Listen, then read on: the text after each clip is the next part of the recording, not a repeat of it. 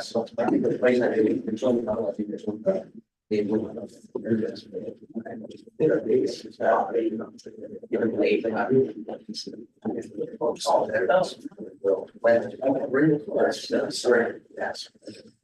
Joey, did those work? Yeah, it was, you didn't have to. Going to go air on, so we got, they're going to be bad. Well, then we just. All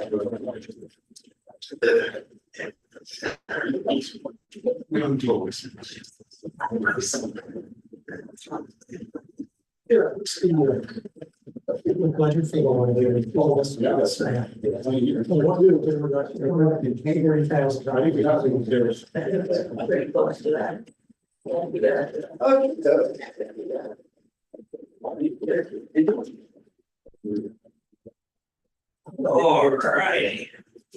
Going to do very Are we back on the line? You are.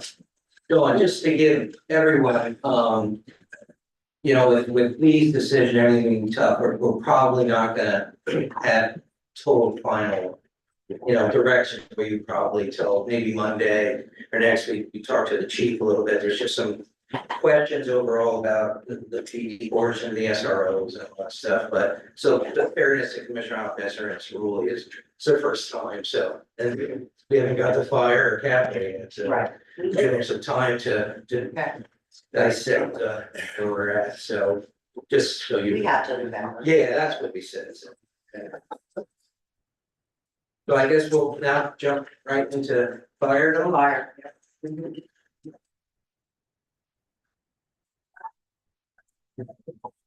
So, again, the fire fund, the only, basically the only source of revenue the fire fund has is, from the real estate tax, and as you know, the past 2 years. It was true, we have increased it, last year we increased it by maybe it's just last year, 0.2. So it's currently at 0.8 mils. And then they get their fire relief money, but obviously that's for other purposes, not for the operations of the fire department. So the tax money, you know, pays for the personnel and all the operating expenses and everything else. We all know we maintain the 3 stations, and the fund has 1 full-time paid police chief and 2 full-time career firefighters in it, and a part-time emergency management coordinator. That's what's in the 2025 budget. And again, their budget doesn't include any increase in any tax or anything else. They're projected to have, now this is only because of their beginning fund balance, and we may end up better than this.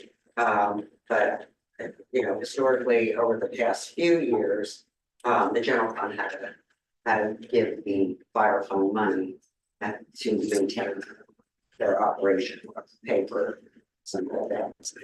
So, this year, we're going into 2025, just as you reset. We're having, okay, they're going I think it's a $60,000 deficit. Yeah. That's without hiring no additional personnel or anything. The chief did propose 2 full-time, but only at 6 months, correct? Four at 6 months. So, but going through the real estate tax revenue is at the current rate. And all the revenue comes into about $950,000. And the expenses are a little over $1 million. That's projected. That again does not include any hiring of the new person. This is just current operations as they are.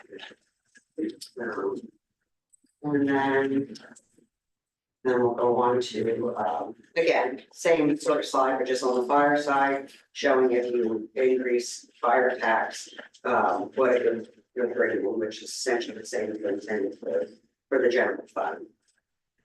And then if we go on to slide 33, This would be if you hired 4 career firefighters at half a year. It's about 115 in wages, 110 in fringe benefits for a total of 225. Adding to their already operating deficit, then it brings it up to almost 300,000. And again, that truly, if that is, it's, they don't have reserve that takes them. So it's truly the general fund has to give them, has to finance the fire fund. No, it's not like us, where we can, yeah, we can pull from our reserves to help support that, but they don't have reserve to support a deficit like we have. Yeah, that's a real quick question, Chief, I'm not sure I understand, you're asking for 4 or 6 months? Yeah, so they wouldn't start till July Till July. timeframe, just because we would have to go civil service, and all the processes, I wouldn't foresee them begin until July, so. The salary is rated for half of the year, so, That's as well as in clicking. no worries. Any hires that we make now from the fire side is going to require civil service. And although Randy and the police have done it for years and years and years, this will be the fire's first crack at it. Now, there is a lot that we can use, there's a lot that we can do that will, we can share the civil service board, we can coordinate with other entities for testing and whatnot, but this will be our first go at fire civil service. Yeah, thank you, it's just the 6 months just didn't click, it just didn't make the equation, thank you. Alex, how many people was you hired so that states pay towards the wages? Fire department, they give some money to the wages, full-time fire people. Not familiar if the state does that, it's state aid money or. Yeah, they pay part of fire wages. Something I would have to look into if it's available. Not familiar. Yeah. I mean, there's. There used to be some grant funding Right. for hiring career staff, but it was only a 3-year program, so it was a safer grants. Yeah, so the safer grants, what they do is you have to follow NFPA regulations, right? So, you would have to see, we probably need 14 firefighters, right? So you would have to hire a couple firefighters to be eligible for that grant, and then after 3 years, then obviously Yeah, those right. costs would be. They would work for a department that, hey, we're at 12 firefighters, we need to hire, 2 more to be at that NFPA level. The safer grant takes care of those costs and then the costs after 3 years. But we weren't discussing safer grant when we first talked about it. Yeah, correct. But we didn't have any, why would we have been eligible then for safer grant? Because we had none at the startup? Correct. Yeah.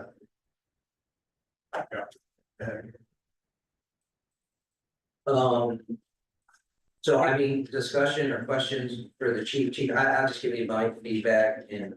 I think we started with 2, to go right to 4 and make 6, I think. That could create, growing that fast, I think sometimes can hinder, especially startup operations, so I'm seeing. You need more, but the fund 4 right off the bat. And to bring it to 6, that's gonna be tough for me to do. I know there's operational reasons to do it, but looking for a financial reason and the success of it, my experience, just jumping full folks in right off the bat and cause more harm than good. So just so the board knows, I personally, I love to fund at least 2 for me, but that's just my opinion and it has nothing to do with being a fireman or knowing it's from an operational standpoint is pretty much, doubling the department. And we have no idea the civil service stuff and all the things we're gonna have to go through. I think we gotta learn first this process. And then, before we start to act for it, because once you have it, you can't really terminate them. And then I would imagine are they gonna go into a union type agreement or they could. They could. So anyway, that's just my opinion and I'll shut up again. So you guys have any comments, Dylan? Sorry, in this time, we're back. Yeah, I do agree with what Mike's saying. I think we're so close to after we just started with 2 would be a little excessive. But looking at your future model, trying to get up to 12, I don't know, what the time frame is on that, but I'm definitely not opposed to attempting to add 1 or 2 This the was second of the year. that model, 24/7 with more forceful under conversations. That is a pretty basic model when you go to 24/7 coverage. That's kind of the model that, you should do. That's kind of not able at this point in time, right? There's other conversations happening, statewide that could dictate that, and that's why that's kind of included in there. Okay. So, one thing I will mention is, as we all know, the volunteer fire service is not what it used to be. Calls are always increasing. What I see now is guys are working multiple jobs, they don't have as much time available to contribute to the fire department.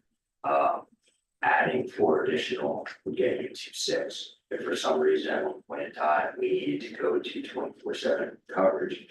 Snap the fingers, we have 6 guys, we can go 24/48 and have coverage around the clock if we absolutely need to. So from that strategy standpoint, having 6, on a shift schedule, hey, volunteers, are dropping. We need to shift, immediately next month, 24/7 coverage. We can do that instantly and cover.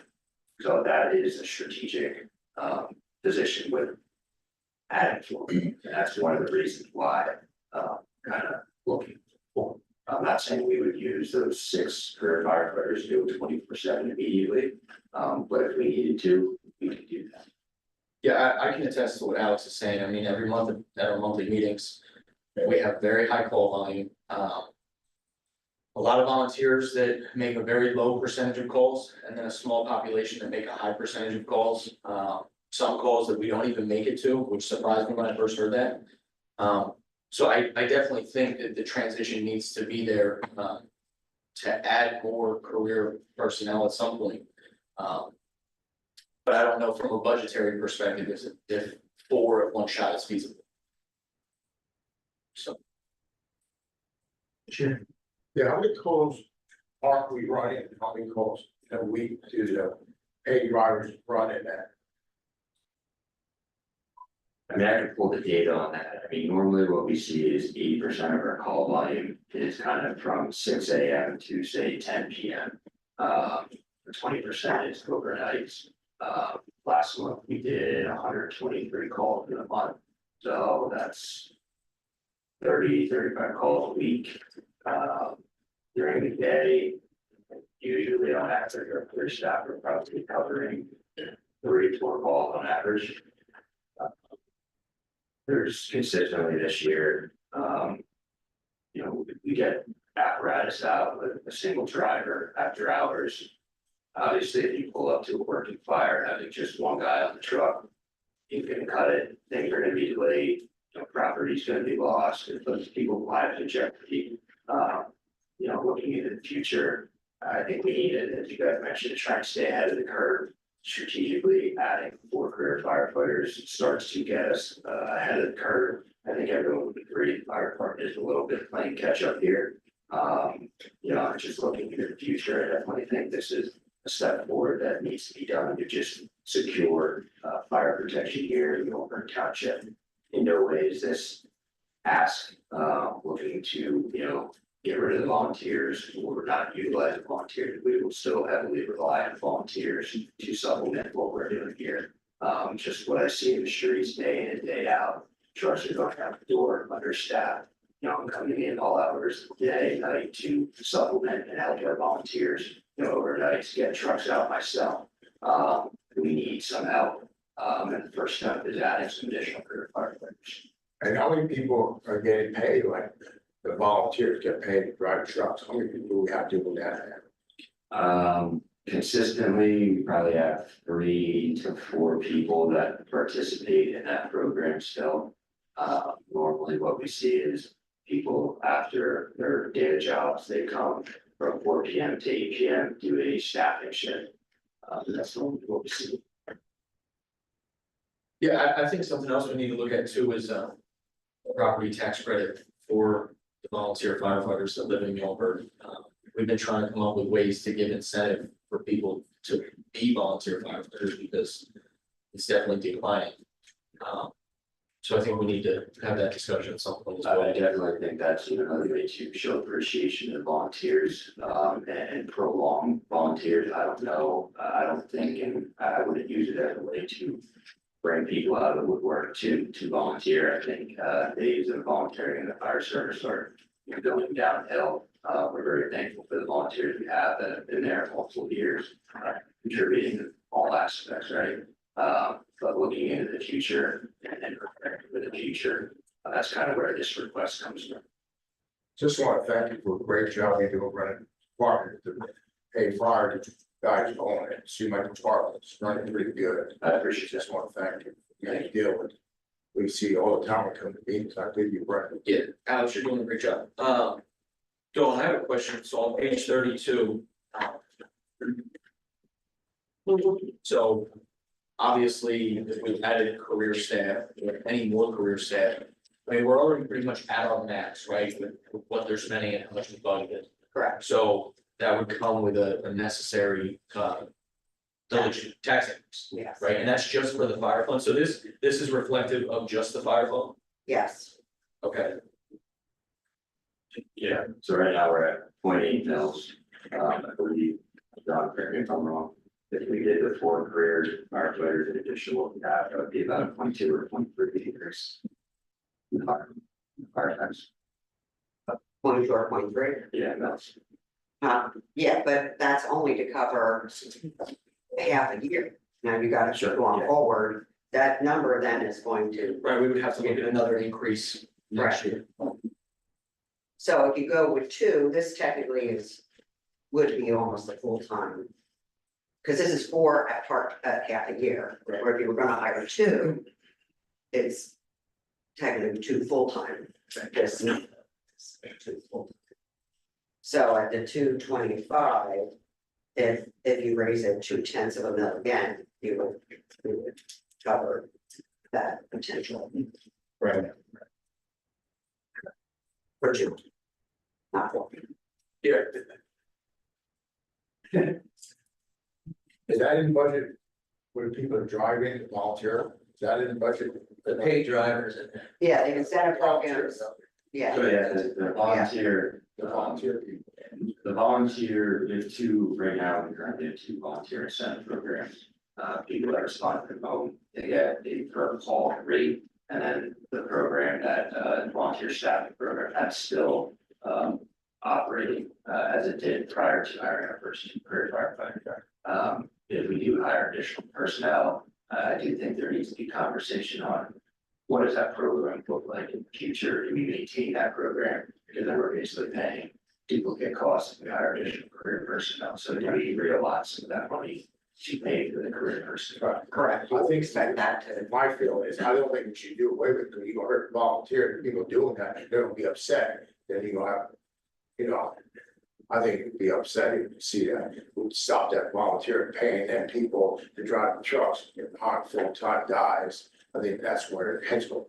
I think we're gonna be working a balancing act for quite a while. There's some dynamic situations that could come up with, multiple career firefighters, volunteer incentive program. Who's driving to certain calls, it's a balancing act, it's something that I have to manage, obviously. Right. But in the future, as we kind of progress, that there's gonna be something that we have to look at, from multiple angles and then truly understand, whatever way we would. Right here. And conversations that Alex and I have had through this process was that paid driver program and the incentive program would remain in place until there was nobody left to collect. I mean, The our call, volunteer incentive program will never change, right, in my eyes, that's needed, it's just a little appreciation for guys coming out at 3 AM. Using their, gas money to get to the station, the volunteer staffing program is something that would have more discussion that we progress into the future.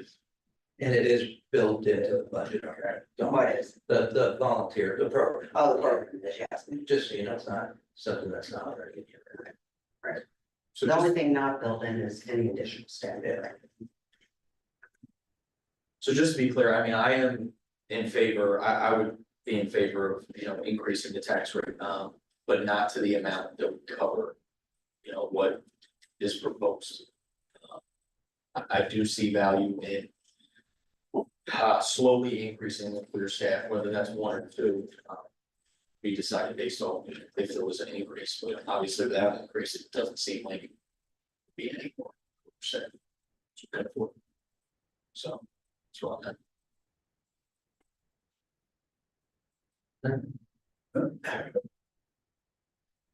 Historically, chief, you've seen when there's a transition with paying firefighters, there's always seems to be some problems with volunteers. And have you seen anything in the last 6 months or so has there been a problem? Or maybe with volunteers kind of pulling back because of the paid firefighters? Surprisingly, no. Usually you're correct in saying that usually you get those types of dynamic situations. I've witnessed them at other departments. Surprisingly, we have not encountered that. I've tried to talk with a lot of the volunteers and just gauge on both sides of the fence, career-wise, volunteer-wise. Has there been any grumblings of, career guys not working volunteers? And I haven't heard of any. So I'm pleasantly surprised and glad that we haven't had any issues like that. I think ultimately the individuals that we had hired, work well with volunteers. They come from volunteer background. They understood and understand where our department is at, combination department, primarily volunteers at this point. So, having individuals as career firefighters that understand that concept as well. The incentive program years ago, and I was a liaison, Kevin was a liaison for many years.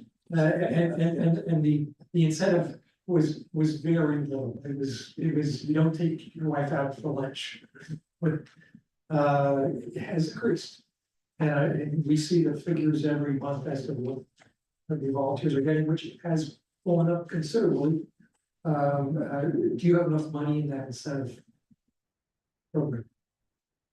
Yeah, as of this year, we're trying to be under budget, but the incentive program kind of quarterly, we just did it, for this past quarter, our call incentive, cost us about $10,000. That's normally an average quarter. I think the program is, $60,000 a year, so 10 a quarter, $40,000 for the year. There's also an end of the year incentive based on training. That's probably about another 10,000 that we pay out. So last year we were under, and this year we should be under the budget figure for a Senate program. My early years with being a liaison with the fire department made me do spreadsheets on mutual aid.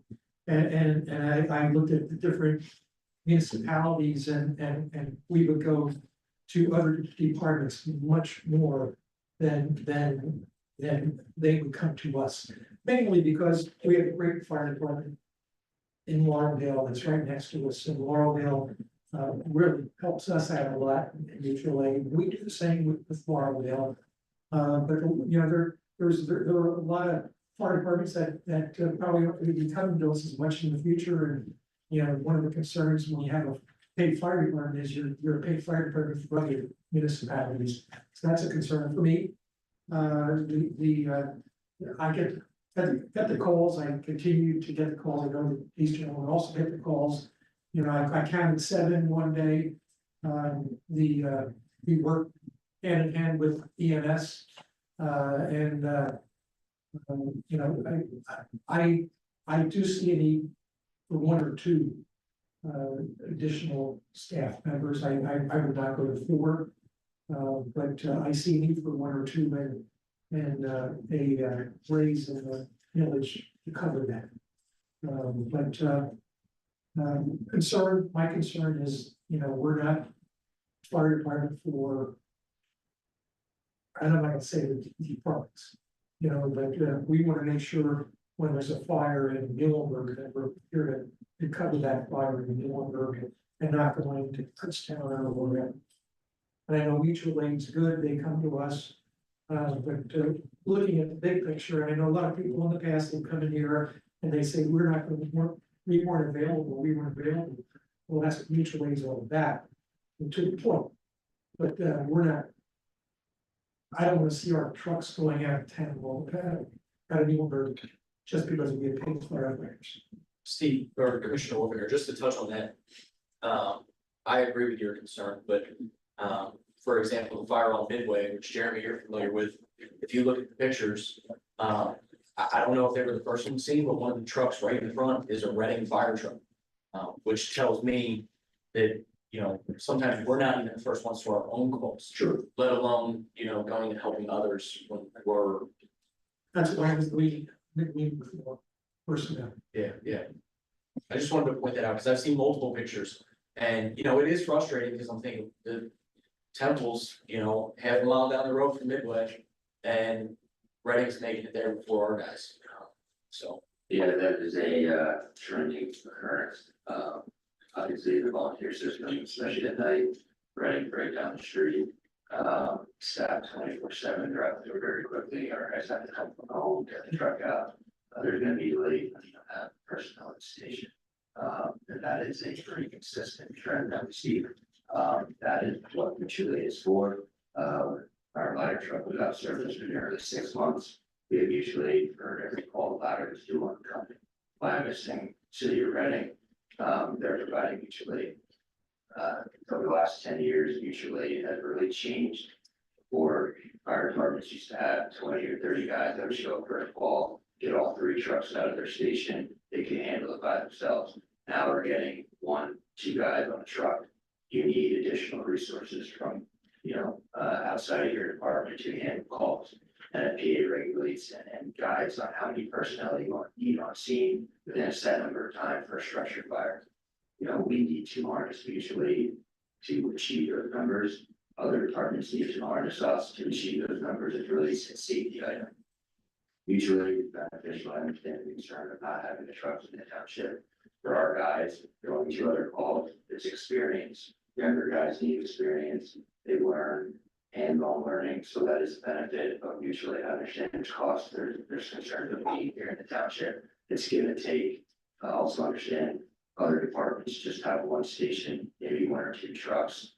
We have 3 stations, you know, upwards of 12 to 15 apparatus. So we are never going to pull in as much mutual aid as 1 station department needs to pull mutual aid. So that's one reason why the figures are always kind of fluctuated a little bit.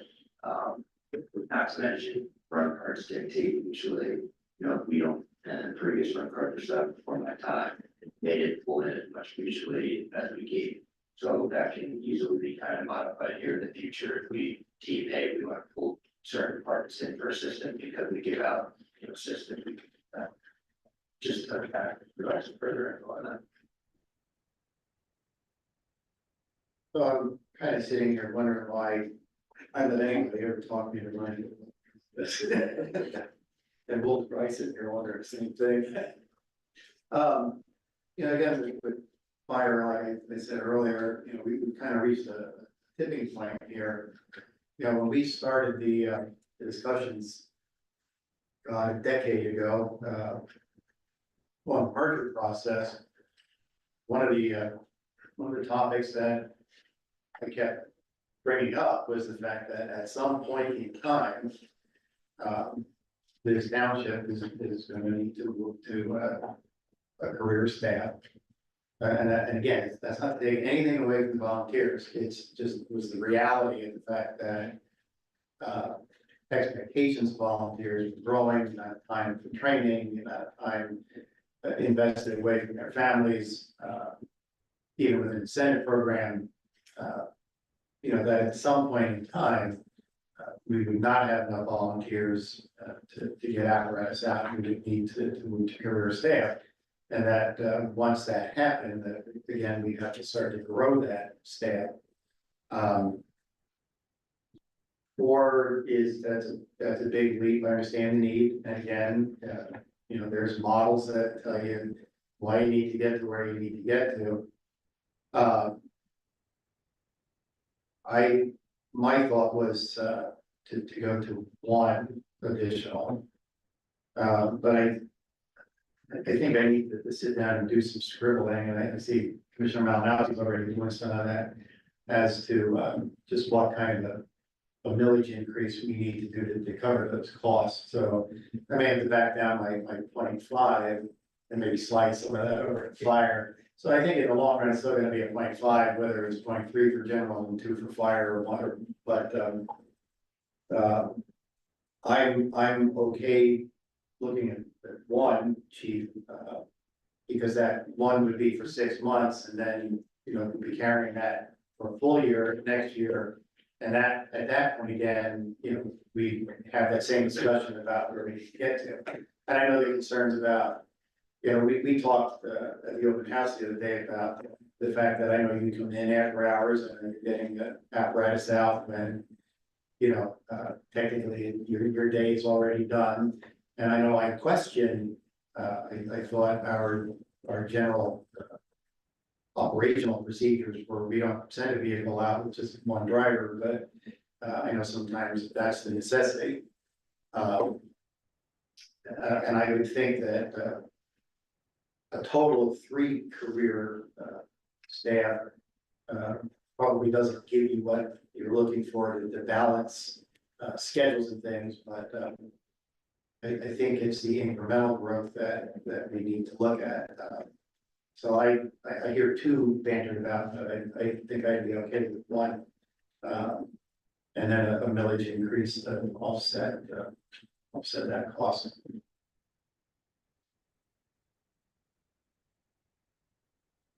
Any other comments? So yeah, we can, you know, talk through if you have any more conversation with the chief. Based on civil service, and I'm going just from a purely financial standpoint. If 1 or 2, say 2, if we went to the max 2, a 0.2 mil increase would cover that, because they won't be higher till, right? We would be probably not even 60 grand operational deficit. Right, if we did a 0.2 mil increase, so we would then be in the red with 2 additional, so it would take him a while to get the process started. Just so we're clear from the financial side. Right. So if we really wanted to balance out to Kevin's point, $1, we'd even, or drop that millage to 1. It still would be close to a deficit. Correct. All right. You ready to go? The Don's direction in the near future. Anything else for the chief at this point? Thank you, Chief. Thanks, chief. You already done a heck of a job. I think we appreciate a tough spot. So we're gonna wait for direction on this also. So that means that. Yeah. Work here. We're going. So, now we'll just talk about, state aid. United States money we get from the state to, maintain the roads and the.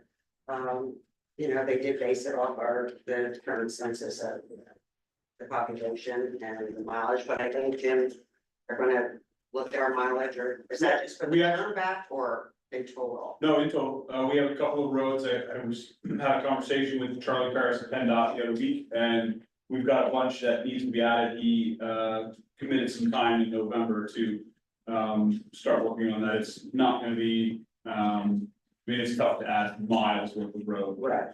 And every little bit just Yeah. impacts. I project it's gonna be around 620,000 for 2025. Could be a little more, could be a little less, right around there. Turnback hasn't changed in all the years I've been here. Again, that's to maintain their state highways. Turnback roads are roads that were at one point PennDOT roads, and they gave them back to us for Yes. some reason or another. Right, so. They knew they did it. Expenditures that we pay out of liquid fuels are just the street light tax, electric. And debt service on our PID loan, which does end at the end of 2025. So that frees up 325,000 going into 2026, ends in 2025. Unless you decide to go for another PID, which is currently 3.75%. So again, you're gonna have to spend that money anyways, whether you spend it on debt and utilize more money to do certain projects. Yeah, it's very restrictive. Yeah, So just so the board doesn't. No, they are. They Yeah, I mean, you have to have it approved, Yeah. but you can, you know. Yeah. Look into what you wanna do, but my point being, regardless, And they're restricted what you use the money on, not just what you take the money out. But they do want you can't keep on saving this money, is my point going forward. Like that 320 you're gonna have to spend somewhere. But that's, we got you, we got you. We can't even on sandwich raises, is what it's. Right, exactly. So, anyways, so that's just some food. I mean, there's not much into that, no decisions to make, just to let you know that that's what we pay out of that money, and like I said, in 2025, the PID loan. And who would have thought 10 years later, yeah, so the next one, Like, Dawn, I don't remember how much did we take out for the long originally? we took 5, I believe, yeah. Yeah. We did River Road, I think. River Road was the biggest one of that. Yeah. It was the large majority, and we used the rest of some other roads. Tuckerton. Tucker did, and Yeah, it's just, and Yeah. one there and. Okay. so, okay. The next one is the capital fund, again, the capital fund, Dawn, can I interrupt you first, just, and this is just before we get into capital fund, because it's capital fund related, and we don't have to have this conversation right now, but. Dylan was at the meeting, we talked about, because if we're borrowing, we're refinancing, do we need to take out any new money? So now's the time to do it, so you're not gonna cancel twice and all that stuff. But we did talk a little bit with the chief, both chiefs actually, about what it would look like. If there would be efficiencies to having the fire department located in a central area with one station versus the 3 that we have now. And the chief mentioned there'd probably be some apparatus savings long term and, but we're talking through it, and what we say was like 14 mil. I'm not saying we should do this, I'm saying at one point we should really look at it and evaluate it. But did you give it number 13 million, 14 million? About 14, and that's a today number, that's right here, right now, So 14 million, just, about debt service on that's about 750 grand a year. Right now, people are 14 million over 30 years, what the rates are today, just to give you an idea.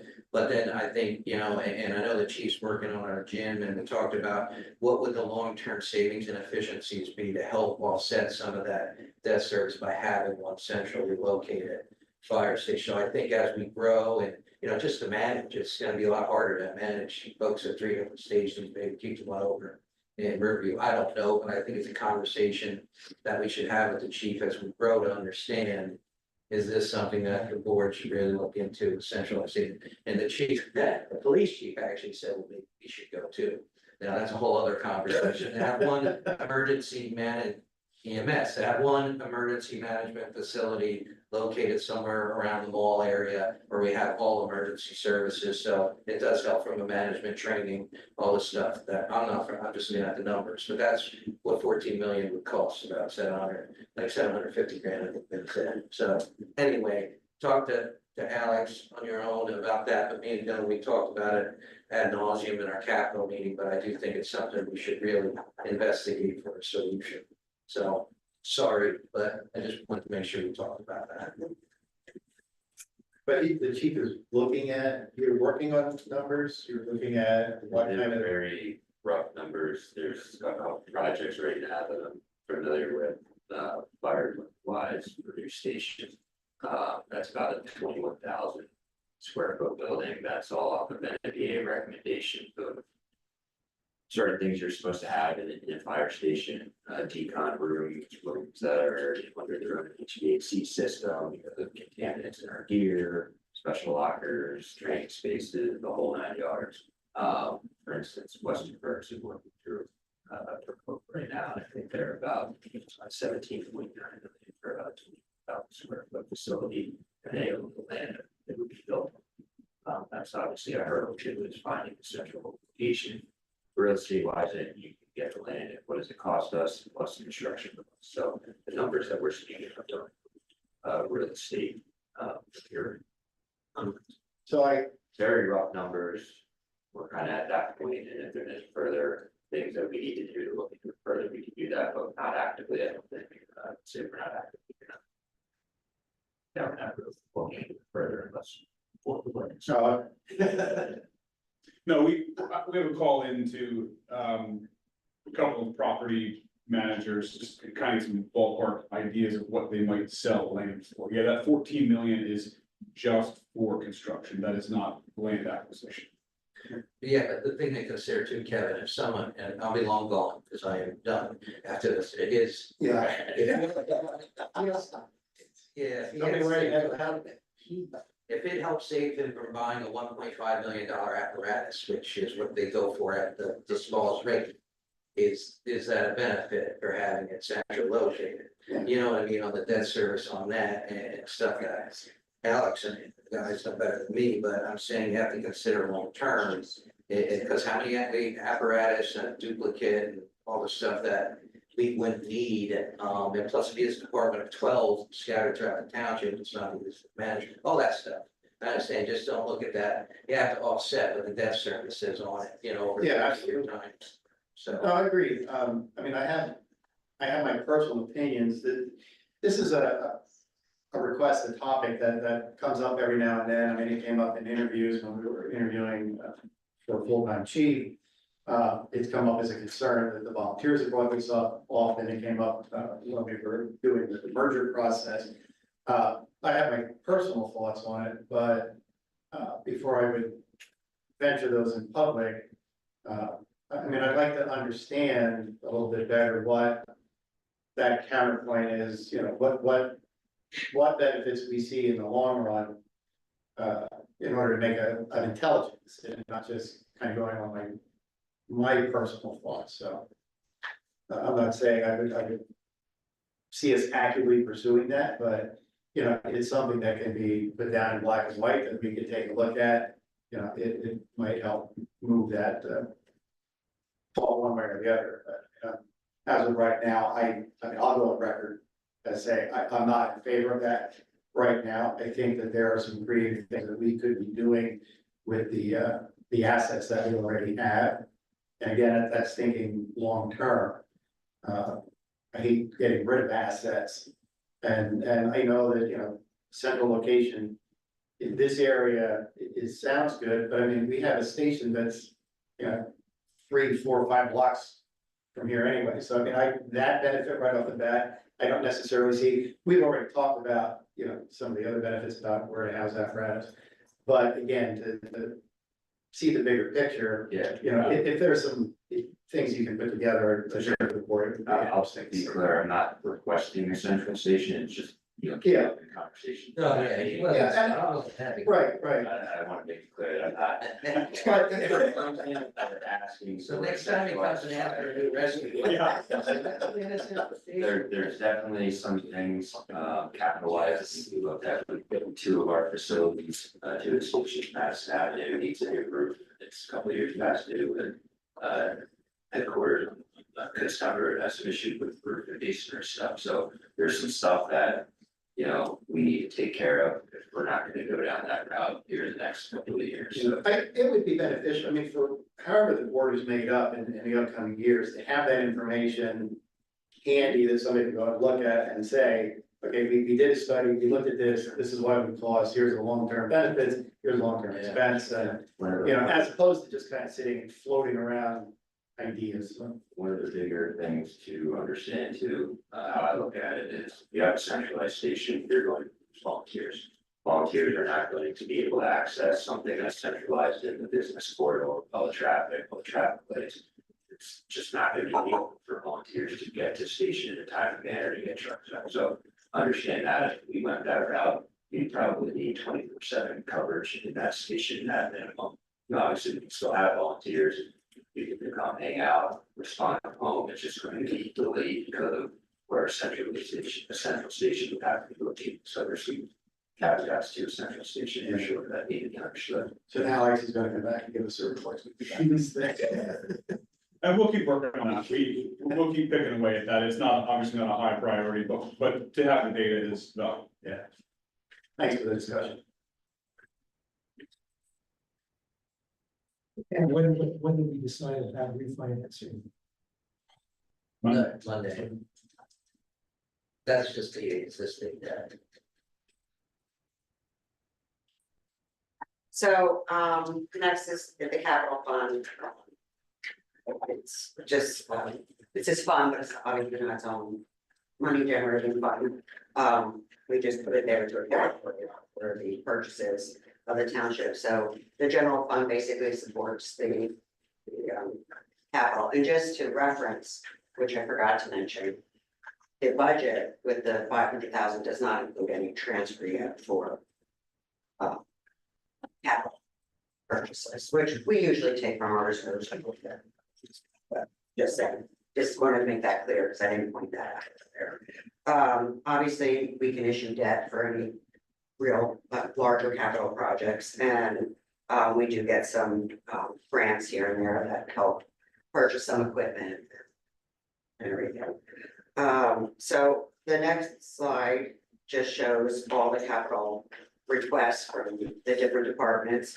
Now, Public Works, it does say, it's a little bit of an unfair number, however, the 550 is budgeted in the general fund revenue. Technically, we don't put that, we don't put that water authority money right into the capital. Obviously we could, if that's what we want to do, if that's what we're always going to be dedicating it for, but we just don't. So that being said, Public Works is really just asking for an additional 200 and some, not 700 and some. And police is 141,000. They're looking at 2 more vehicles, some radios and some shields. And then we have park maintenance. I only have the one in here. I didn't have enough of the information in time. Replacing some of the playgrounds. I know Karen had turned in some stuff. There's some other playgrounds that probably should be rebuilt or whatever, what they do. But we only put one in here, whichever one it would be the time, but this one we just put very impressed. And that's really it. So I guess it's just a matter of how much you want me to put into that number and to transfer, but all that come to 1.2. Well, if we continue to allocate the NTA money, it's really 684,000. Yes. Just so, Yes, for Dylan and Rick's Right, benefit, right. so, because we take the water authority donation or whatever, the lease payment, and put it to Jeremy's road program. right, So I think Commissioner Wolfers brought up before, is that if keep taking reserve out of capital projects, at some point it's gonna go, so really that would be like almost, another $0.5 mil to 1.6 mil to fund capital, not to hit into the $4 million reserve. Right. So that's really the decision that make, are we gonna fund it out of reserve and or not, and that's a decision that has to be made, or split the difference or whatever the board decides, but that's what we're gonna have to decide ultimately, is how we fund 684,000, if we approve all these requests, which I think for me are well, I would approve, but anyway. What is not on this request sheet that's part of the total request? Is there anything that's not on here? only some of the park maintenance stuff, but a lot of it, well, we didn't have numbers stuff, they were utilizing staff and stuff like that, so it's nothing. There were no real major ones other than the different, there were like. Okay, yeah, I just added this up quick and I'm seeing a small difference of a couple of Right. $100,000, that's where I was just wondering. Right. Jeremy, you've been quiet today so far. Yeah. The pickup, how do you? I might have Just for. The problem I'm running into now, because we get spread so in so many different ways. Than when it was 10 years ago, where you were kind of big crews doing certain jobs. Now we're doing 2 guys here, 2 guys here, a guy here, 2 guys here. I'm finding we're using 8-ton dumps on a regular basis to do a small little odd job, which is it's just. So we've always been in neglect of small pickup trucks, and that's what we utilize. Phil can talk through this too, because he's worked there, so. We've always had a short of it, and so that's just slowly. Because I don't want to make the mistake of what this township did back in the 80s and or back in the mid-90s and bought every new vehicle all the same year. Yeah, right. And we're never prepared to replace them the same way they bought them, so. That's what the two dump trucks are, they're 2008. 2008. It doesn't sound old, it's very old. Yeah. They're You guys- borderline uninspectable, the frames are completely rotted out of them. And then the one that's an ad, what you were asking is just get more pickups on a day-to-day basis so we can efficiently. Just so we all have the picture, so. T8 and T9, I will agree with Jeremy, they need to be replaced. I mean, in all my years working there, they were sticking a ton of money into them just to keep them on the road, and it doesn't make sense, you know, and that's the 25500s that will be getting replaced. The pickups, what's up with T14 and T15? They're both in good shape, they're. Oh, they're 2008s also, but. Right.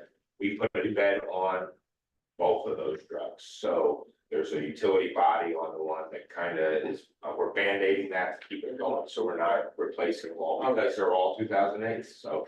Like between the 90s and middle 08, this township bought a lot of things all at the same time, I don't think it was a very good idea. So the plan as far as pickups would be to keep 14 and 15 on the road.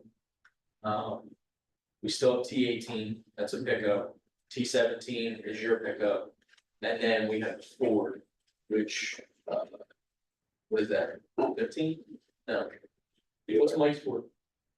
Parents, got That's what Chevy, that's what the T-30. oh, yeah, okay, so that's a pickup, okay.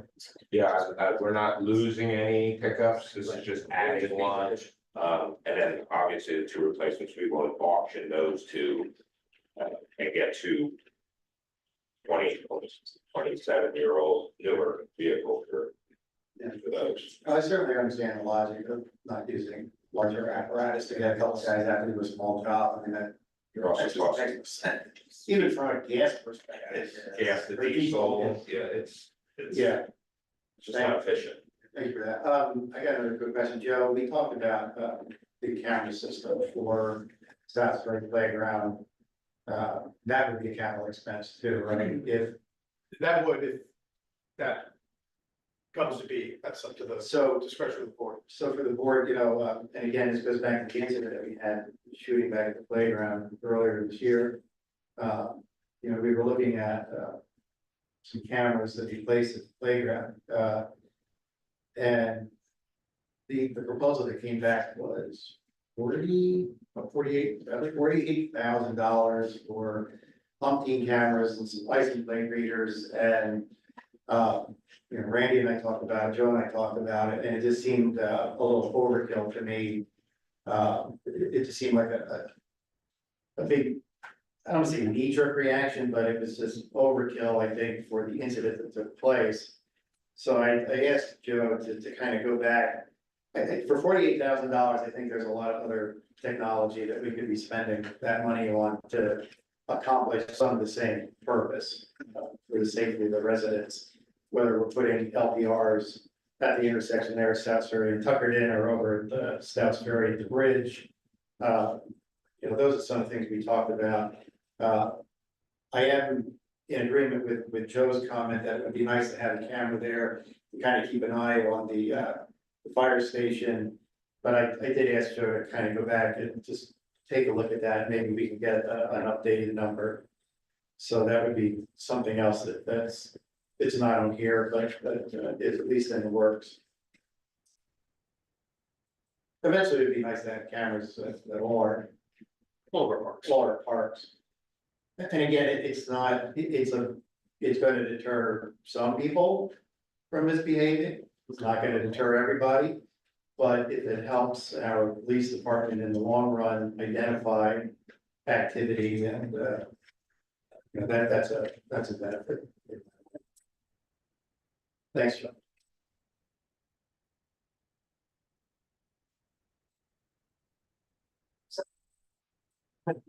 Well, you know, so the board's decision is going to be, like, you saw the operation of the general fund, let it take the balance of the budget. You saw the fire fund, what it would take if we added one or two fire guys, what a village increase would be. We decided already to include the tax bill increase. So the decision here is, do you wanna increase the millage, for capital purchases also, or do you wanna take it out of the reserve? So that's the decision we have to give Dawn's guidance on whether she wants to do that. Commissioner Wolfinger's point is, and Kevin's mentioned before, is, you know, we keep taking out of reserve, how long it's gonna last, but we keep saying that and stayed at $4 million for a long time, so. You know, just to give you my thoughts, because I won't change on this, I do think because of the operational and the trash increase, I think funding it out of reserves is probably the most prudent thing to do right now, because if the board votes, and hopefully to refinance the debt, we got $200,000 in repairs we have to put in this building. That hopefully that refinancing can do, it won't impact the reserve amount, which we talked about during our capital meeting, right? No, you're right, but I think that number's gonna be a little bit less than what we thought it was going to be initially. We did have a meeting last week with the engineer and a contractor, and I don't think that this, now we still have the opportunity to look at something, the HVAC system in the police department. But I don't know that our roofing issues, our roofing concerns are not as substantial as what we had originally anticipated. But whatever we get out of that refunding, we just can put it towards the capital, right? That just earmarking that. Okay, what are we looking at again for? 200 to 250, it depends on what the rates are, I mean, they're I'm changing. not, it's same, Well, and it was, at one point in time, it was close to 350, and it's so variable. We always look at the opportunity and doing it, and my financial solution to her money is not to extend the term out, but refinance it when conditions are right, because it takes months to get an ordinance in place and all that. So what we basically do is give them the opportunity when the rates hit a certain amount and we set a minimum threshold, which may be 250 or whatever, they can pull the trigger and do it. And you know, so I don't think our bond rating is very good for our township. I think it'll remain the same. I don't know if he has to do it on the rating call. Yeah. That's why we do it. So it's, we look at it every year. You guys may or may not know it, but it was so terrible that it would never have made sense. So now it helps free up some cash for capital purchases without. well, it's when I keep our ratings. Yeah, I'm gonna keep our ratings, so anyway, so you got, that's, you know, the school doesn't. You've been awful, yeah, right. But yeah, he's gonna come talk about it today, right? But that's what we talked about, if the board said we wanna do some $5 million project, now that's the time to do it, since we have all the advertising in order, it's just done. That makes sense.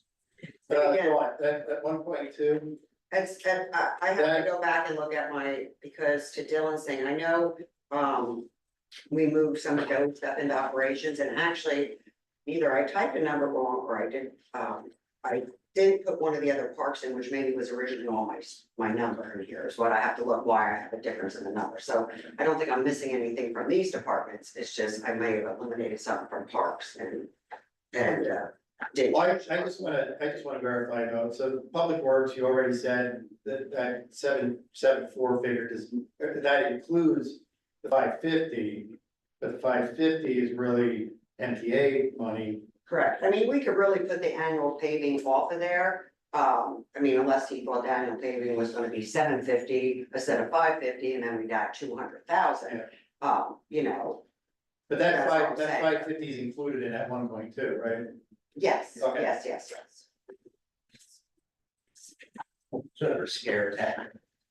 I mean, we could technically keep roads off this budget in a sense. Well, I mean, it's right, it's the right way to Right. do it. Yeah. Because we could spend that 550 on anything, Well, correct. right? We could use it to balance the budget, so we're not doing any roads. Exactly, Like, you know, Yes, so I think yeah. it's the right place to put it, just So- to catch the point. What did we get from MTA? Use that for roads. Yeah, so that basically wipes that 550 out. Right. What Dawn's saying is we put that in as revenue, but we always as a board have decided to use it for the road program. We can say to Jim, we're not doing any roads next year, we take that 550 and we use it to balance the general fund. That's probably not a wise decision, but who knows? But is the agreement state that we were using It- for roads? I mean, I don't think it makes us bound to it, but it states that. It's not for paving roads, it's for maintaining, so we could use it to balance his general fund budget, Right. materials, Materials, labor, et anything cetera. within, right. And I don't know, I didn't look, I didn't print it. Could we use the parks development money for the playground? We could, We could, we've got a couple of projects, we finally have and we'll have some discussion on Monday about the Laurel Run project, Laurel Run Park project. That because of the timing or because of the time it took to get the permits, our cost estimates are substantially higher than what they were when we started. Okay. So. Yes, typically we've used the Parks Development Fund as grant matches. But yes, we could. And do we have anything with our friends over there in Temple about the flooding? Anything that we're planning on doing based on, report? Well, what we're going to work, our intent is to work through grant funding resources for those projects. There are some that will be able to fit into our operating costs, assessments of different bridges and culverts. Yeah, But it was our plan was to use for any major capital expenditure was to look for grant funding. gotcha. And I could, okay, I was just gonna say, and if this number is correct, that I have one here from the chief. You know, something like his shields, I mean, $6,000 technically is operational, Yeah, it's not, you know, just like we moved some of Joey's stuff into operations because his stuff essentially, unless it's a real big ticket item or something, but replacing computers is an operational, it's a necessity, we can't run without them, so. And again, he has us on a good replacement schedule, so we didn't bring that, you know, we put that back into operation, so. But again, some of this other small stuff really should be operations, so. Well, at least that. Even the radios, I mean, 25,000, radios are part of operations for police, they're not, now different if you wanna go buy a whole, you know, whatever, a whole new system or something, that's a different story, but. Which is on the horizon. which is on the horizon of the Right. county because they're gonna change it. Yeah, In the, Do we allocate this money now and then vote later, vote later? usually, Okay, so like these big purchases, that we yes, voted on at the time. Yeah. Okay. and you don't have to, like, just because we're just voting on, we're gonna set 700, 1,000 aside for possible capital. You can make decisions, you know, That's me. Can I ask you real quick, I want to ask a real quick question about the playground equipment. Is it like equipment or are we putting some new items on the playground? Is that what we're looking at doing? I mean, I personally would envision trying to stay within the footprint we have of brand new equipment. I mean, there is an NRPA guideline that every 20 years a playground should be replaced. Brandon Crescent's our oldest one, Hyde Park is at that level as well, and 2024 South Temple is gonna be there too, so. To meet the guidelines, every playground should be replaced in 2024, just not one. And Reading Crest is in bad shape. It's been for. Yeah, Yeah. the problem is their parts aren't available for it anymore, so you, And the same thing with Hyde Park. yeah. To Karen's point about the footprint of the playground, many years ago, when playgrounds were created, they had, either asphalt curbs or concrete curbs that were created to hold the wood surfacing in place. And so that kind of limits us, you know, there's pros and cons associated with, but it kind of limits us as to the footprint that you can work with. Now, the developers, the playground designers are very good about, hey, this is the space we have to work with, and here's what we can fit there. So ideally, you're staying within that footprint of the playground, so. Thank you. Could I, before we get into the EMS, could I make a statement about the park security?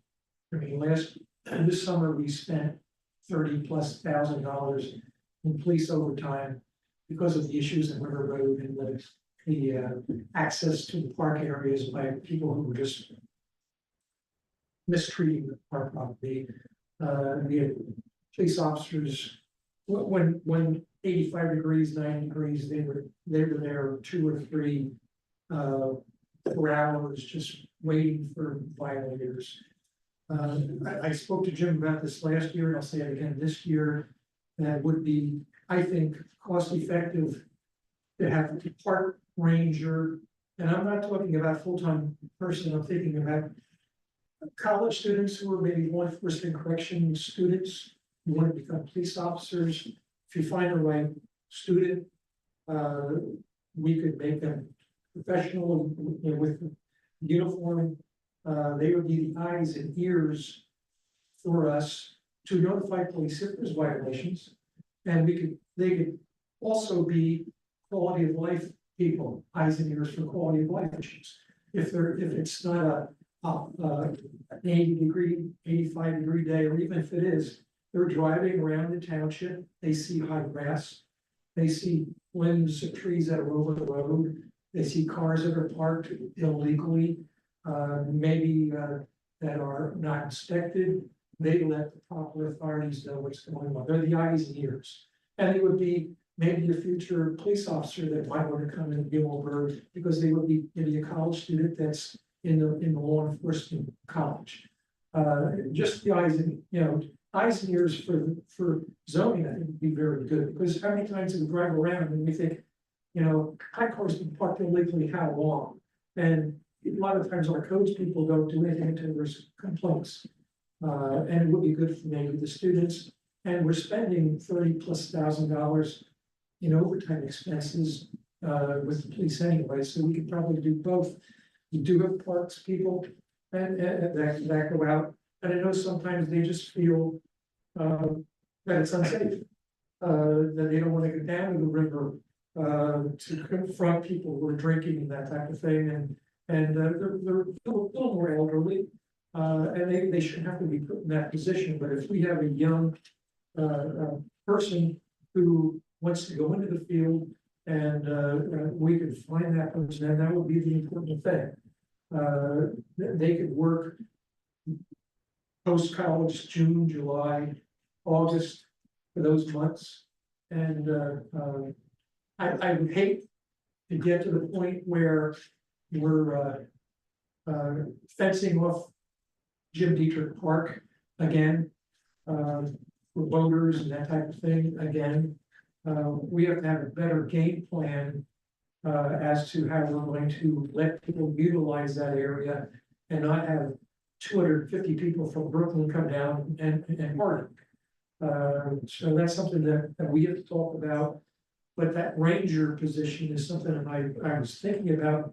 And instead of giving overtime to the police, we could make that $30,000 go a lot longer hourly wage wise with one or two rangers that would work maybe for the hour a week over the summer. Just my thoughts.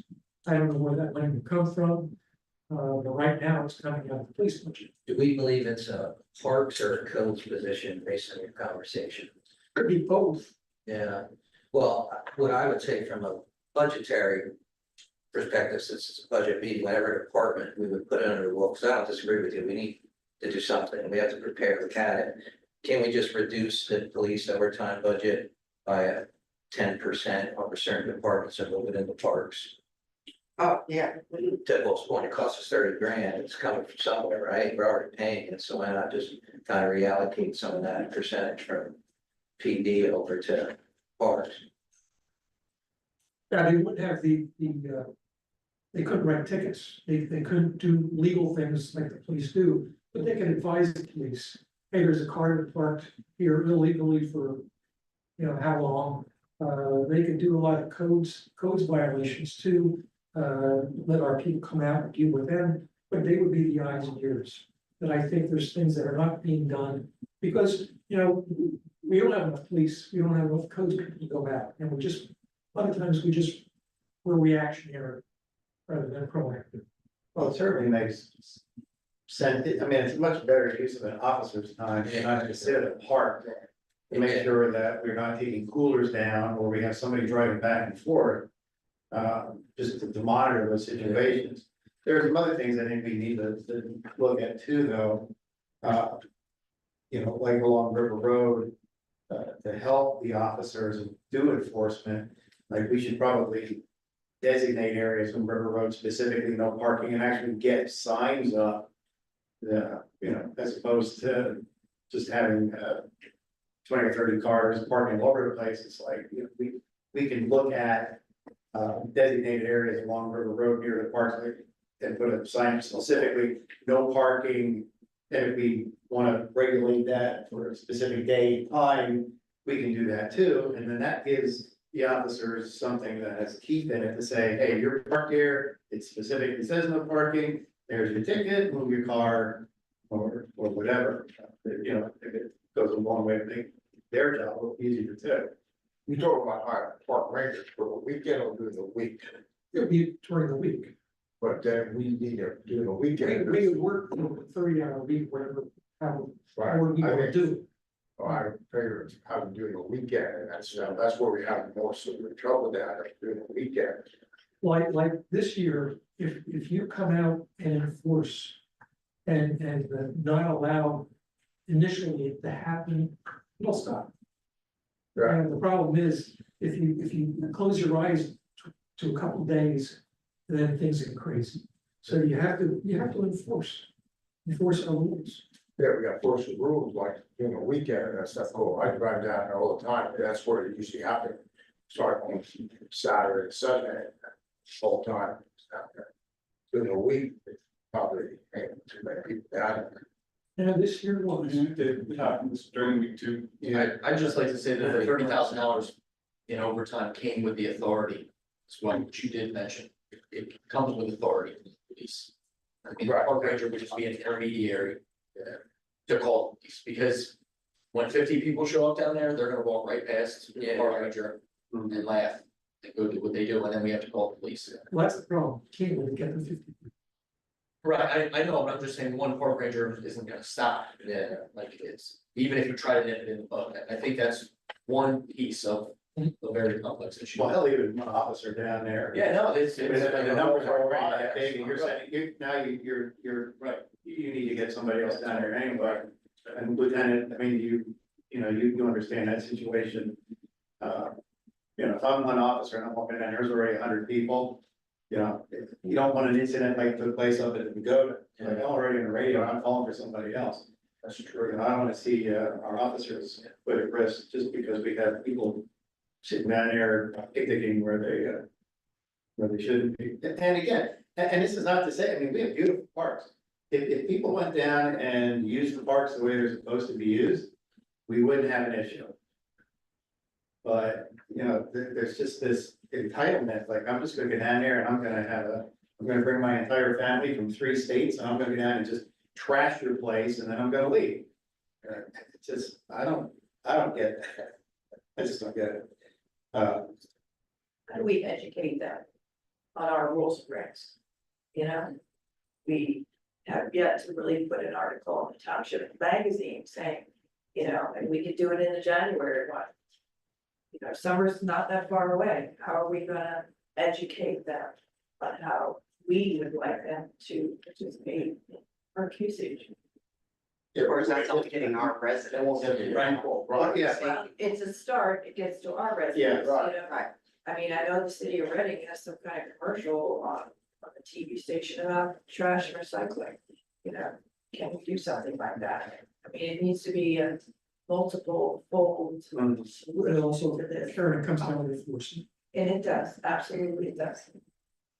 And- You know, but I would hate to see another summer go by where we gave off Jim Teacher Park to all the kayakers that want to use that. Right. To have them all their kayaks, you know, hundreds of feet. Yeah. I think the question here is if we were looking to put additional stamp on, you know. To the comment about enforcement. I don't know, park ranger, like when I think park rangers, you know, there are rangers who can carry a thing. And have County parks, county park rangers, so. they're at 120 certified, I mean, maybe Joe can talk. Yeah, I mean, from what you're describing, I wouldn't be using the word ranger. A ranger has enforcement capabilities, they're not the same as police officers' enforcement capabilities, but what you're describing is not a ranger, it's a security.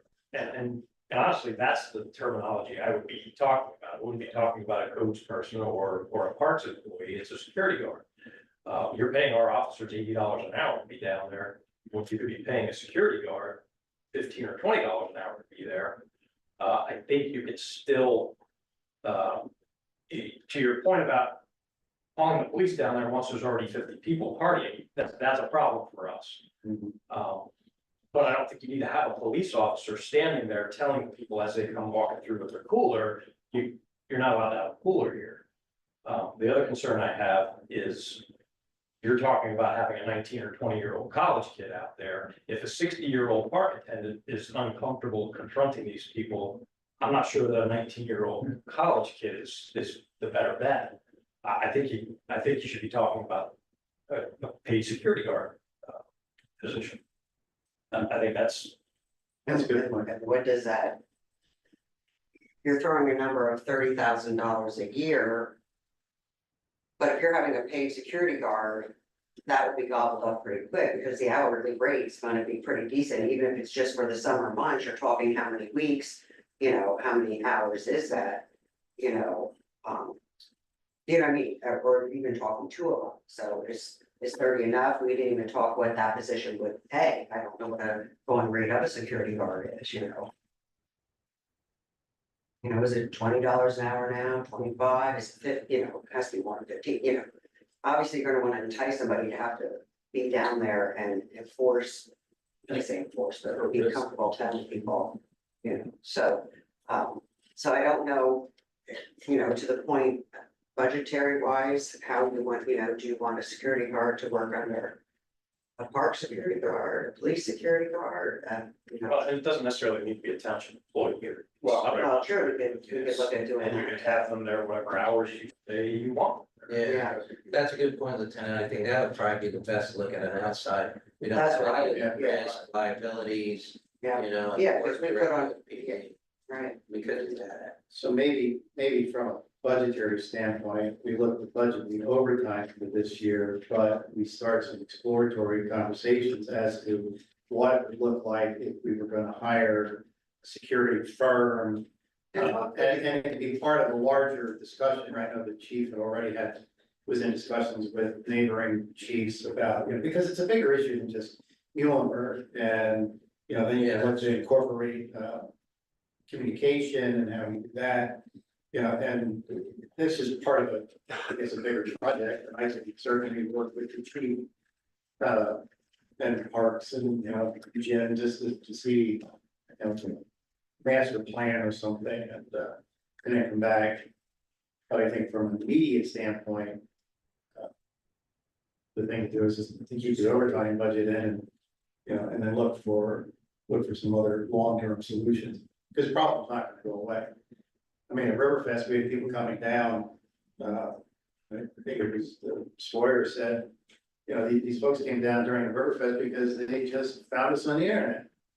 And they were down having their baptism, and it's like, you know, so that, we're gonna be like, build, like, welcome to Muhlenberg, but if you're coming to a park, I don't know, so. Yeah, it's a larger discussion. Thank you.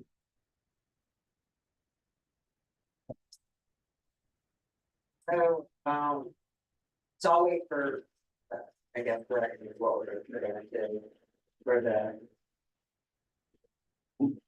Budgetary number for capital. So now we'll move on to the ambulance fund. Well, anyway, I would budget the 648,000 from what I'm hearing. right? Okay, And then the board would have, that's then a village conversation. You want to fund it out of reserves or you want to raise taxes? okay, You know what I mean? that's fine, I just That didn't know, happens, we right? didn't. Yeah, I don't see anything like that I would take off. Yeah, I don't Okay. think it would. You know, All right, it that's starts, fine, but then I'd check your math. I'll put 650, I might have brought something. You are the finance director, I Yeah. can math. I know how that, you know. Thank you. But I did leave some park thing out, so maybe it was on the Yeah. spreadsheet, but didn't add it to my. Because our decision as the body is just whether we're funding it reserve for the tax. Right. So, the ambulance fund, obviously, which, you know, we, for the past 2 years, I think 2 years ago, we started with 0.2, and last year we raised it 0.1. So we're at 0.3 mil right now. What we pay out of there is we do, the county communication charge that's for the EMS. Fuel, they pay for their fuel, for gets billed to the township. And, and then we were talking about a transfer to them. We were transferring some to cover the debt service. So I think the discussion, I feel that's necessary for there is to give me some direction on the financial part, letting the ambulance know. How do we want to structure this as far as they have quite a reserve right now because I wouldn't say reserve, but they have money in there and probably will end up with some. So do we talk about, hey, what's left? We give them all of it and keep a small percentage to start up the year till the tax money comes in so they can pay the fuel now because communications doesn't come into June anyways. We don't get billed for that. So the first 3 months before taxes start to come in, 3 to 4 months, we gotta pay for fuel, basically. That's it, which, might be, maybe we only keep 50 aside to start operations. Because we have the tax money. Or the other thing we had discussed was possibly giving them whatever's left, still keep a minimum reserve to start the year for the operations. And give half for their operations, and do we put half into another account? An apparatus fund, which we used to have before, that we would use to fund with general fund monies, in case they need a new ambulance. Or do you turn it all over to them and hope down the line they don't ask us for assistance? So that's kind of the direction I want, because I always feel bad because, he'll reach out, Jody will reach out to me when they might need money, and then do I have to come to the board and ask for that money? Because the money is for them in operations. I just think I would feel more comfortable knowing what the intentions are. And I think we should have a guideline, not that it can't be changed, but, we say this is what it is. You have 200 left at the end of the year. We give them 100 for operations. We put 100 in apparatus fund. But that's. So that's more the discussion for the ambulance fund. The ambulance fund, like I said, has the money if you guys need it, so. Yeah. I don't think at this point we have to raise taxes. Yeah. There's nothing to raise it. It's more a conversation of, are the thoughts going forward that you want to start building up an apparatus fund like we did years ago when we first started here? Or, or do you want to turn it all over to them? When you say turn it all over, that's to help fund and the initial, That should help on their operations center, yes. what makes most operational sense for the ambulance? Is it for us to build up an apparatus fund, Jody, or is it for us? I would have to. Yeah, Take the that's why I don't recommendation know. from you guys. The last 4 units that we bought, we borrowed money for, and we ended up getting a grant and paid off 2 of them. I got a bunch of capital expenditures that are coming up. The supplier that gets the most money from us is Stryker Physio. They produce our LifePak cardiac monitors. They do the Lucas automatic CPR machines and our automatic litters that power load into the truck. Those units are $50,000 a piece. I got 4 ambulances. They're going to stop maintaining next year. So 2 years I'm gonna have to buy 4 $50,000 litters. Our cardiac monitors, they're going on 10 years old. They're reaching the end of their lifespan. And the new model that came out just this current year, they're $60,000 a piece. I need 6 of them. And our Lucas devices are coming due next year also with they're not being able to be maintained and serviced anymore. And those are $11,000 to $15,000 a piece. Yeah, so I need money for capital purchases. You guys see my profit and loss every month, and I give you my balance at the end of the year. We're just bleeding out slowly. We're battling the insurance companies because the reimbursement rates going down and going down and going down. Just attended a CELG meeting a couple days ago. They're gonna start doing regional meetings, which should be coming up in the next couple of weeks. Their basic recommendation is to hire a county consultant to really get hard numbers about where the staffing and the finances are for EMS. But their recommendation tentatively is the municipalities are gonna have to come up with $35 to $70 per household and start giving it to EMS if they want to maintain EMS business or service in the community. I think that's gonna be difficult to get all 73 municipalities to sign on to that. We're maintaining our own. We've been doing really well, but as you can see, our money is just bleeding out. So the reimbursement's just not there. Kind of what the fire company was talking about, the mutual aid thing. because of the low reimbursement for EMS, the number of people coming out of paramedic school is just going down and going down. And on the weekends especially, we find ourselves not having a paramedic between the Muhlenberg Township line and Hamburg. So we spent, I mean, in one day, we'll be in Leesport, we'll be in Hamburg 5 times, covering their paramedic because they only have EMTs on their truck. And what that is doing to Muhlenberg Township is our call volume of normally about 45 minutes per call, running up to Hamburg and Lehigh Valley, now it's taking us 2.5 hours. Now I've got Western Berks in the city coming out providing mutual aid to us because we're north providing mutual aid. We're gonna hopefully address that in the next couple of weeks with the leaders of the agencies that are north of us. But it's not getting any better. So I don't think I need a capital fund for trucks. We've been managing that. Well, even any capital. Yeah. And again, you know, although we don't run EMS, we are imposing a tax on our residents. So I guess it depends on how much oversight, not for their operations per se, but maybe where that money is utilized. You know, if we hand it all over to them, I'm not saying I certainly am not implying anything's mismanaged, I'm just saying, you know, I feel more comfortable, and let's not call it an apparatus, let's just call it a capital, you know, your own separate type of fund for any kind of capital. I don't know if the board wants some, you know, leeway. Yeah, I think that's a good point, recommendation, Don, because we had this problem with the fire for so many Right. years, so. Yeah. I would rather Jody have to come to us and say a capital purchase, like I need some help to buy this stuff. Right. Let's put that money aside and we have some control over it, like you said, not that we're saying you want control, but then we can explain to the public, since we're taxing them on it. That we can tell them, well, they needed this stuff, so we had to fund it. Right. That would be, I think. Yeah, But I most do agree there transparent.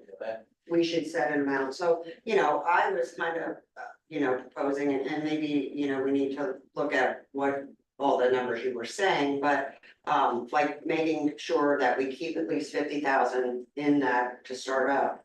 And really physically transfer money into a separate, you know, Yeah. interest bearing small account for their capital purchases, and then giving them whatever towards operations, so. Jody, I do like your monthly reports, they're very good. And believe me, that tells us the picture financially. I'm a little concerned, you know, with, you know, the memberships numbers have gone down. You know, and it's, I always tell my friends, that's the best deal you can do. You know, I don't know, it's $60 or whatever for family. But when you're out in Hamburg, when you're 2-hour drives, and somebody comes in from another area for a person who has a membership, they're not covered with that, with that, you know, if it's a $1,500 bill that you would accept that the insurance company pays to a member, they're gonna say, no, you owe us $1,500. The only agency that does that are the hospital-based agencies. So we have city-run, Red City, we have nonprofits, and we have hospital-based systems. The hospital-based systems don't build the Medicare standard that the other 12 agencies in the county do, because they're hospital-based and they follow different Medicare rules. So they're not allowed to have subscription memberships. I can't remember which one has done it. I think Tower has done a membership for certain municipalities they serve, but the municipality has given them a large sum of money to make all of the residents members. Lifeline, I believe, is not honoring memberships at all. That's part of the reason. I mean, it comes down to run cards too, and, you know, but if you're having a heart attack, you don't care, you want somebody there right away. We have a standardized billing and mutual aid agreement that is coming forth from Department of Emergency Services, so that everybody will be on the same sheet of music. But right now, we do honor the membership of any of the mutual aid companies that come in. Yeah, I mean, if the board's fine with that. Observed and the only thing this is not a big deal, but I don't know if any of you've got it, I've gotten a couple. Questions, I don't want to say complaints about the membership now because we are issuing millage tax. I don't know if anyone got the same complaints. One was our own employee, by the way, that they shouldn't be able to have to worry about it, I said, whatever. But just so you're prepared, that now, you know, if we had the same when we started to do the Yeah. fire millage, they were doing that, I don't know. Like, you know, I handled it, but just so the board knows, because when we started to implement a fire millage tax, then it was like, you know, you can't do chicken suppers, you can't do all that stuff. So I got a call right after we did the ambulance millage about, no, I know we pay for membership, and you're taxing me, and yeah, whatever, but just so everyone's on the same page with that. We're not telling you to discontinue the charter, we're just saying that has come up, and if we do raise the millage to a certain point, we may have to consider that everyone's, you know what I mean, however we handle that. So, because it'll come up just like it did with fire. So at one point in time, you looked at everybody being a member through a millage tax. You know, I don't know if it's feasible. Laureldale is gonna give us X amount of money per household, say $45, $50. And they want all of the residents to be members. So I'm gonna have to redo our membership for this year because of the questions about the millage tax now, are they members or are they not? So I'm gonna have to clarify that. And I'm gonna have to do something different for Laureldale now as well as Muhlenberg. You know, I'm anticipating some kickback that the Laureldale residents are gonna be members and Muhlenberg Township are not. So now, I meant like what, 7,000 households, 7,700, so 7,700, what is it, $60? 35, well, if you do 35, that's already 269,500, Joey, your number was between 35 and 70. So if we do 70, it's $500,000. Correct, I mean, and at 3/10 of a mil currently is 345,000-ish. So theoretically, at that $35 per household, we're already there. But with your range of 35 to 70, sure, that theoretically doubles. Yeah. Just one thing, Joe, great job you're doing running the ambulance. You say about Florida, is Florida paying for that itself, the borough? They're working on putting that on paper, but that's what we're agreeing to. Yeah, thank you guys too. So, and again, we don't have to set that amount, you know, that's just something we can look at what the end of the year with and, you know, what we're thinking about, but just to have the direction that we will put towards a capital. So now the next steps are, obviously, I'm gonna have to wait for decisions for the board, but we have until the November 18th meeting to get the draft all put together and so that being said, then it's adopted in December. Dawn and Jim just said, and Joey, for the board's purpose, can you just do a brief outline of all of us, of the decisions that need to be made? Mhm. And the appropriate, one or two fire, or, you know, Right. police, just so we know what you need come November. Oh, yeah. And then we can all, you know, talk about it private, talk about it in parts heads, all that stuff, so we talked about a lot of stuff, so if there's some decisions that, so we guys have it out. Right, okay. Oh, yeah, thank you, but thank you for all your work on this. Well, does anyone else have any further questions, comments, concerns? I want to thank all the department heads. Jody, for their input. I do want to let you know, the chief was texting me, he's been trying to watch online, so he's been asking questions. He's like, I lost, he said, how'd you make out? I think we're still meeting. Lieutenant, I want to thank you for being here in person and representing the police department, and answering some questions. It's important to have someone here. Dawn, thank you for putting everything together. You know, we've been talking about this for the last couple of months. We knew it was going to be a tough budget. But I want to thank my co-commissioners, Mike, I want to thank you for leading the discussion. You know, even when we disagree, we're able to sit here and talk things through, as opposed to some of the other municipalities in this county that can't seem to have a civil discussion for 10 minutes. So I want to thank my fellow board members for having civil discussions, asking intelligent questions. You know, we have some tough decisions to make. Real good.